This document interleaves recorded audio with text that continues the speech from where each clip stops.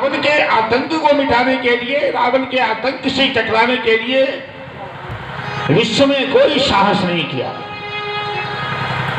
और उस समय भी हमारे सनातन पुरुष मर्यादा पुरुषोत्तम राम संत महात्मा के आश्रम में इन आतंकवादियों के द्वारा किए गए आतंक को, हरकत को देखकर उन्होंने भुजा उठाकर के प्रतिज्ञा की कि मैं इस धरती से आतंकवाद को समाप्त करके रहूंगा। और आज भी सारे विश्व के लोग तमाशा देख रहे हैं। अंत में हिंदुस्तान को ही कदम उठाना पड़ा है आतंकवाद को मिटाने के लिए। और आज भारत सरकार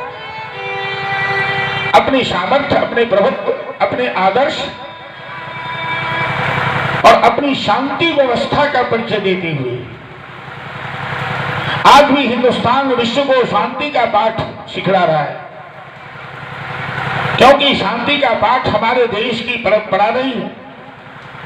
शांति पाठ का उपदेश देना, शांत रहना, शांति का उपदेश देना हमारे वैदिक परंपरा रही है।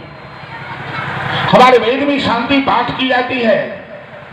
देव हो शांति अंतरिक्षगुम शांति, पृथ्वी शांति, रापः शांति, ओखदयः शांति, वनस्पतयः शांति, विश्वे देवाः शांति, सर्वगुण शांति, शांतिरेव शांति, श्यामा शांतिरेधि।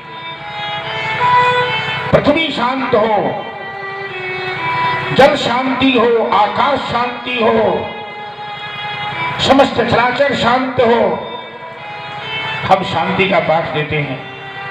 और आज भी हिंदुस्तान ही दुनिया को शांति पाठ की शिक्षा देते हुए आतंकवाद को मिटाने का संकल्प लिया और अपनी कार्रवाई शुरू कर दिया है। और ऐसी परिस्थिति में हम संपूर्ण देशवासी, बच्चे, बूढ़े, नौजवान, सभी नागरिकों का अपना पुनीत कर्तव्य होता है कि हम अपने राष्ट्र, अपनी राष्ट्रीयता और अपने सनातन पुरुषों की जो परंपरा है उसकी रक्षा करते हुए इस आतंकवाद को मिटाने में एक एक जन की भावना, एक एक जन की शुभकामना और एक एक जन का समर्थन आवश्यक है।